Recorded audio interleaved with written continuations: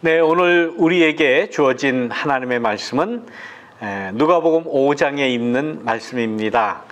예수님께서 제자를 부르시는 그러한 모습이죠. 그 가운데에도 예수님께서 베드로를 부르시는 그 소명의 시간, 그 에피소드가 나옵니다.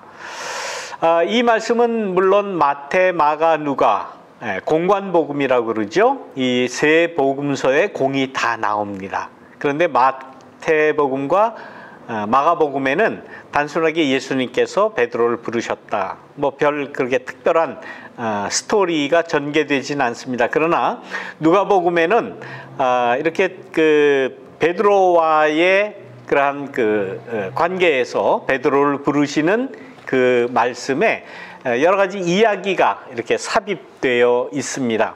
아마 누가복음은 예수님께서 제자들을 부르실 때에 그냥 단순하게 이게 부르지 않고 그 부르심의 어떤 단계라고 할까요? 단계, 과정, 또 이 그 부름을 받은 베드로의 상황, 또 인식 변화, 또 신앙의 변화, 이런 것들을 굉장히 구체적으로 이야기를 하고 있습니다. 오늘은 그 이야기를 좀 같이 하면서 말씀을 나누고 싶습니다. 어느 이른 아침에 예수님께서 아마 그 갈릴리 호숫가에서 그 많은 사람들을 가르치시는 그러한 장면으로 시작을 하지요. 아마 이른 아침부터 예수님 주위에 많은 사람들이 모여들었나 봅니다. 뭐 요즘같이 이렇게 강대가 있겠습니까? 교회가 있겠습니까? 그냥 사람들이 많이 모일 수 있는 곳, 그 호숫가에 많은 사람들이 모였고, 예수님께서 조금 이렇게 약간 그 좀 높은 곳에 강단은 없으니까 이렇게 올라가시는 게 좋겠다 생각하셨는지, 그러면 배를 아마 이용하셨는 것 같아요. 근데 그 배가 마침 베드로의 배였다는 거죠. 그 배에 올라가셔서 이렇게 그 땅 육지에 있는 그 사람들을 이렇게 내려다 보시면서, 또 사람들은 예수님을 잘 볼 수 있는 그러한 위치였겠죠. 그런데 올라가셔서 이제 말씀을 하시는 겁니다. 이른 아침부터. 그런데 마침 베드로는 그 아침 뭐 몇 시인지는 모르겠습니다만은 밤새도록 그 고기잡이를 했다고 그래요. 그런데 그날따라 하나도 잡지 못했다는 겁니다. 밤새껏 밤을 새가면서 일을 했으니 얼마나 피곤하겠습니까? 그런데 또 아침에 보니까 많은 사람들이 예수님 주위에 몰려들었고, 예수님이 마침 자기 배 위에 올라서서 말씀을 전하시는 거예요. 그때에 예수님께서 베드로에게 말씀을 하십니다. 아마 예수님은 베드로가 밤새껏 고기를 못 잡은 걸 아마 다 알고 계셨는가 봐요. 그러면서 말씀하시기를 깊은 데로 가서 한번 그물을 내려봐라, 이런 말씀을 하셨다는 겁니다. 그런데 그 말씀을 듣고 베드로는 곧장 다시 배를 가지고 나가서 깊은 곳에 그물을 이렇게 던졌다는 거죠. 근데 그 이후에 보니까 많은 고기를 잡을 수 있었다. 참 이상하지요? 밤새껏 그물질을 했을 텐데 하나도 잡지 못했는데, 예수님의 말씀을 듣고 나가서 그물을 던졌을 때에 많은 고기를 잡았다. 심지어는 자기 배에 다 싣고 오지 못할 정도로 더 많은 고기를 잡았다는 거죠. 그래서 다른 배를 불렀습니다. 친구 배를 불러서 그쪽에도 배에다가 잡은 물고기를 싣고 그렇게 하고 왔다는 겁니다. 자, 이 말씀은 그냥 우리가 미담으로 들을 수 있는 그러한 말씀인 것 같아요. 그런데 이 말씀을 가만 좀 이렇게 상식적으로 생각을 해보면 의문이 생깁니다. 베드로는 물론 어부였습니다. 전직 어부예요. 거기다가 배까지 소유하고 있을 정도면 그래도 괜찮은 어부 아니겠습니까? 그리고 예수님은 뭐 하던 사람입니까? 목수예요. 그러면 이상하지 않습니까? 물고기를 잡는데 왜 어부가 목수의 이야기를 듣고 나갈까요? 여러분들 그런 생각을 안 해보셨습니까? 아니, 베테랑 어부의 이야기를 듣고 나가서 잡았다면 그건 이해가 돼요. 어부는 베드로고 베드로도 밤새껏 한 마리도 잡지 못했는데 목수인 예수님의 말을 듣고 나갔다는 것 자체도 좀 의아한데, 그 말을 듣고 나가니까 정말 많은 고기를 잡았다라는 이야기는 상식적으로 우리가 이해가 되지 않는 그런 상황입니다. 어부가 어부의 말을 듣고 베테랑 어부의 말을 듣지 않고 목수의 이야기를 듣고 더 많은 물고기를 잡았다는 거예요. 우리는 이 말씀을 들을 때 그냥 그야 예수님이니까 그건 당연하지 않는 것인가. 예수님이니까 예수님은 모든 초자연적인 그러한 능력이 있는 분이니까 당연한 것이 아닌가라고 그냥 예수라고 하는 그러한 존재로 어떤 신적인 초자연적인 능력을 행할 수 있는 사람이니까 그건 당연하지 않는가라고 생각하지만은 사실 그렇지 않습니다. 우리가 그 이야기를 바꾸어서 한번 생각을 해보세요. 나라고 생각을 해보시기 바랍니다. 우리가 신앙 안에서 성경 말씀에 있다거나 하나님 혹은 예수님 같으면 이런 명령을 했을 것이다 라고 어떤 상황에서 명령을 받았을 때에 하나님의 명령, 예수님의 말씀을 우리가 순종합니까? 아니면 내 지식 혹은 내 경험을 우선시합니까? 아무리 신앙이 좋은 사람, 신앙이 돈독한 사람이라고 할지라도 우리가 세상에서 어떤 일을 할 때는 자기의 지식이나 자신의 전문 영역, 전문 지식 혹은 경험을 우선시하죠. 이럴 때는 이렇게 하면 안 돼, 이렇게 하면 돼 라는 그러한 판단 기준을 내 지식, 내 경험에 가지지, 이게 하나님이 이런 말씀을 하셨는데 이래야지 저래야지, 그렇게 하지 않습니다. 다시 말하면 베드로도 마찬가지예요. 내가 그래도 어부인데, 내가 고기 잡는 데는 베테랑인데, 지금까지 고기를 잡아 그 수입으로 내가 평생 살았는데, 내 가정을 이뤘는데, 아니 내가 누구의 말을 들어? 더군다나 다른 직종에 종사하던 목수의 말을 내가 왜 들어? 말이 안 되는 말이죠. 그런데 이 베드로는 예수님의 말씀을 들었다는 사실이에요. 여기에 좀 특이점이 있지 않습니까? 물론 베드로는 지금 예수님의 말씀을 들을 수밖에 없는 형편이었어요. 왜 그렇습니까? 이미 예수님의 공생에 처음 시작할 때에, 처음 병자를 고칠 때에, 무수히 많은 병자를 고쳤지만 처음에 누구의 병을 고쳤는가 하면은 베드로의 장모의 병을 고쳐주었습니다. 그러니까 예수님께서 병을 고치는 어떤 신적인 치유의 능력이 있다는, 신적인 능력이 있다는 사실을 체험적으로는 물론 알았죠. 그러니까 아마 예수님의 말씀을 아마 잘 들을 수밖에 없는 그러한 형편이었을 겁니다. 그래서 들었는지도 혹 몰라요. 그렇다고 해서 이 베드로가 예수님의 어떤 신적인 능력을 확신하고 다시 고기를 잡으러 나갔는가? 그거는 아닌 것 같아요. 나가면서도 한마디 이야기를 하죠. 예수님, 내가 잘 압니다. 그러나 내가 밤새도록 그물을 던졌는데도 안 잡힙니다. 우리가 노력을 안 해본 게 아니에요. 내가 경험이 없는 게 아니에요. 내가 이 고기 잡는 지식이 없어서가 아닙니다 라고 자기의 경험과 자기의 사정을 먼저 이야기를 하는 거예요.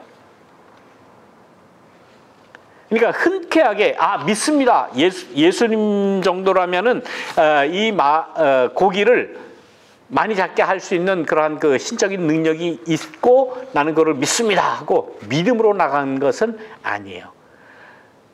장모의 병도 고쳐줬고 그야말로 이제 신세진면이 있으니까 한번 그렇게 해봐라 라고 이야기를 듣고 미신쩍지만 자기의 경험을 이야기하고 자기의 지식을 이야기하고 내가 어부입니다 라는 것을 은연중 이야기를 하면서 나갔다는 거죠.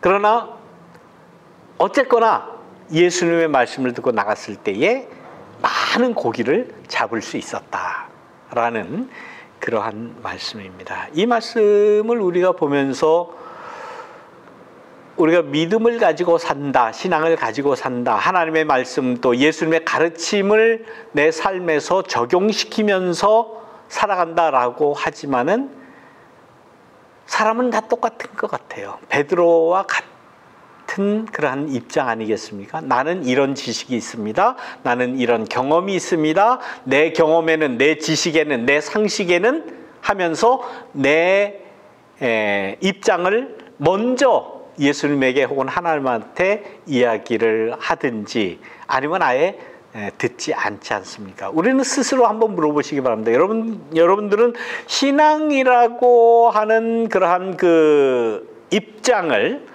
내가 살아가는 모든 결정에서 얼마만큼 투영하고 살아가십니까? 나는 하나님 믿는다라고 하면서 하나님 말씀 절대적으로 하나님 마음에는 어떻게 하는 것을 원하실까? 혹은 예수님 같으면 이 결정, 이 일을 어떻게 해결할 것인가? 라는 것을 여러분들 생각하고 살아가십니까? 내 생각과 전혀 반대될 수 있거나 아니면 하나님의 뜻, 예수님의 그 삶의 모습 이런 건 전혀 생각하지 않고 살아가지 않습니까? 그러나 말씀에 보면 오늘 이 누가복음 5장에 있는 말씀을 보면 예수님이 우리를 찾아오실 때에 혹은 하나님의 뜻이 내 삶에 영향을 미칠 때에는 언제 하나님의 말씀이 생각나고 하나님의 말씀을 내가 맞이하게 되느냐. 실패의 새벽에 우리 예수님은 우리를 찾아오신다는 사실입니다. 베드로같이 밤새껏 잠을 자지 못하고 힘들 대로 힘들고 지칠 대로 지치고 아무런 소망이 없을 때 아무런 기회가 다 없어졌을 그때에 예수님이 찾아오시고 하나님의 말씀이 우리의 영혼 속에 비춘다 하고 하는 사실을 지금 누가복음 5장은 우리에게 이야기하고 있는 것이 아닌가. 믿음이라고 하는 것은 어떻게 완성이 되겠습니까? 내가 그렇게 인식을 한다. 그때의 말씀이 이루어지거나 믿음이 생겨나거나 그런 것이 아니에요.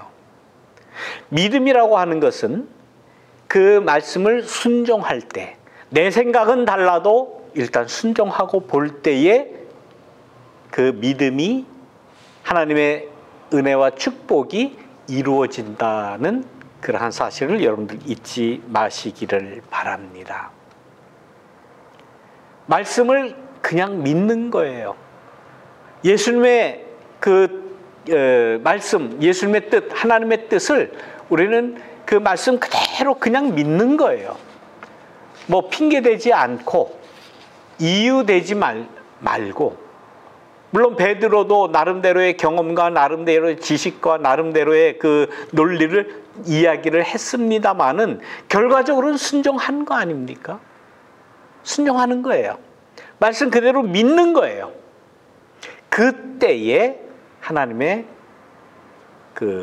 이루시는 하나님의 뜻이 우리의 삶 가운데서 이루어진다. 오늘 본문 말씀을 가지고 꼭 예수님 말씀 들으면 축복받는다, 많이 벌게 된 돈을 많이 벌게 된다, 이런 말씀을 드리는 게 아니고 우리의 삶의 자세, 신앙의 자세가 어떠해야 되는가를 말씀을 드리고 싶은 겁니다.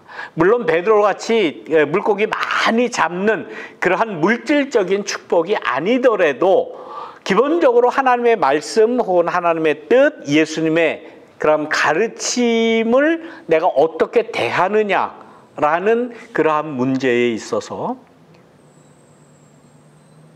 우리는 내가 알고 있는 지식, 내가 한 그러한 경험을 내세우기보다는 일단 하나님의 말씀 앞에 순종하는 그러한 모습을 우리가 가져야 되지 않겠나, 그런 생각을 하게 됩니다.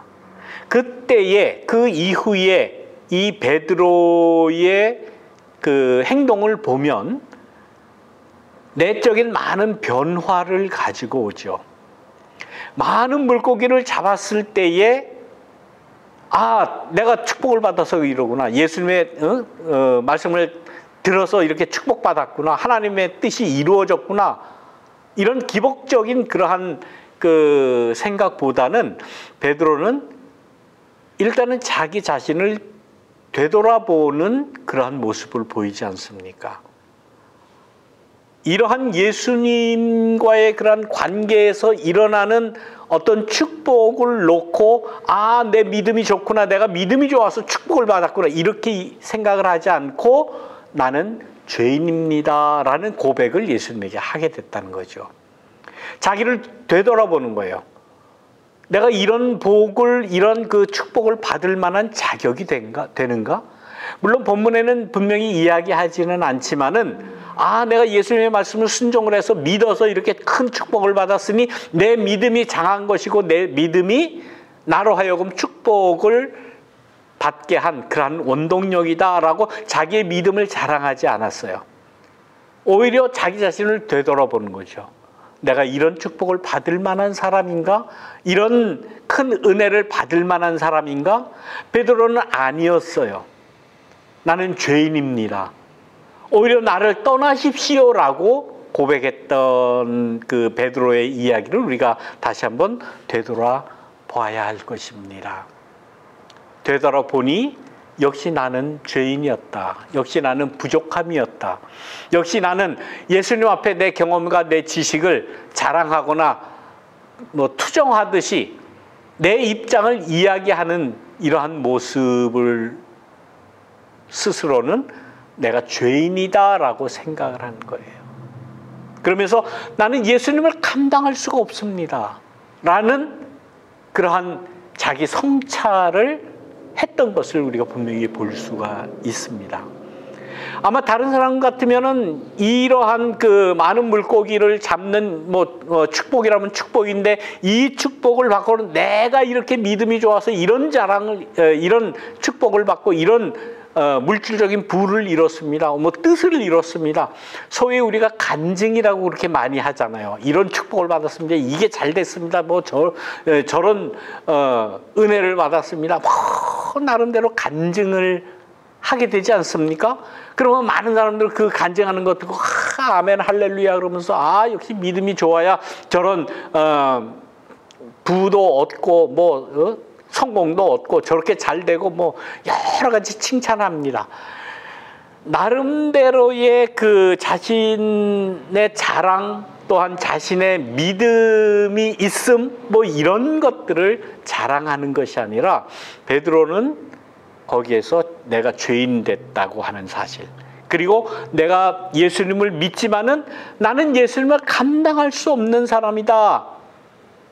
그 예수님의 존재를 내가 어떻게 감당을 하느냐? 나는 믿음이 없고 나는 존재입니다. 차라리 나를 떠나십시오라고 한 이 베드로의 고백. 이러한 고백이 우리의 신앙의 삶이 되어야 되지 않을까, 그런 생각을 하게 됩니다. 물론 그 이후에도 베드로는 예수님의 뜻이나 또 예수님의 마음에 들지 않은 그러한 행동이나 그 믿음을 또 많이 가졌어요. 사람이니까 늘상 올바른 판단, 올바른 믿음만 가진다고는 말을 할 수가 없죠. 나중에 심지어는 예수님을 배반하지 않았습니까? 그러나 예수님으로부터 소명을 받을 때에 이 베드로의 나는 죄인입니다, 나를 떠나십시오라고 하는 이 고백은 참으로 귀한 것이다. 이 말씀은 아무래도 이 누가복음을 중심으로 신앙생활을 했던 그 누가를 중심으로 한 초대교회, 누가 그 신앙 공동체, 누가를 중심으로 한 초대교회의 신앙이 이래야 되겠다라고 하는 그러한 나름대로의 반성과 결단이 있었다. 공동체적인 결단 아니겠습니까? 이런 결단을 할 때에 나중에 그 베드로는 자기 혼자 난 이런 믿음 가졌습니다, 이런 축복을 받았습니다, 그렇게 이야기하지 않고 야고보에게, 요한에게 등등 주변에 있는 많은 친구들에게까지 이 예수님에 대해서 전하고 같이 예수님의 제자가 되는데 합류를 하게 됩니다. 다시 말하면 개인적인 그러한 신앙으로 그치는 것이 아니라 신앙 커뮤니티를 이뤘다는 거예요. 신앙 공동체를 이루어서 그 공동체가 예수님께로 나아가고 예수님의 제자가 되는 그러한 모습을 보이지 않습니까? 상당히 바람직한 그러한 모습입니다. 신앙은 공동체적이어야 돼요. 나만 믿고 나만 올바로 하고 나만 내 믿음이 최고고 내 믿음만 따라야 되고 이렇게 주장하는 건 독선이 됩니다. 나중에는 1인 중심의 그러한 신앙체제는 반드시 타락하는 모습을 우리는 많이 보지 않습니까? 이 말씀을 보더라도 또 한 가지 우리가 주지해야 될 그러한 사실은 예수님에 대한 호칭에 관한 거예요. 오늘 누가복음 5장 5절인가요? 보면 저희가 밤새도록 애썼지만 한 마리도 못 잡았습니다. 그러나 선생님께서 말씀하시니 그물을 치겠습니다 라고 이야기를 해요. 5절에는 분명히 예수님을 호칭할 때 선생님이라고 호칭을 합니다. 그러나 8절 말씀에 많은 고기를 가지고 온 후에 이것을 본 시몬 베드로는 예수의 발 앞에 엎드려 주님, 나는 죄인입니다. 저는 죄인입니다. 주님으로 예수님을 호칭하는 거예요.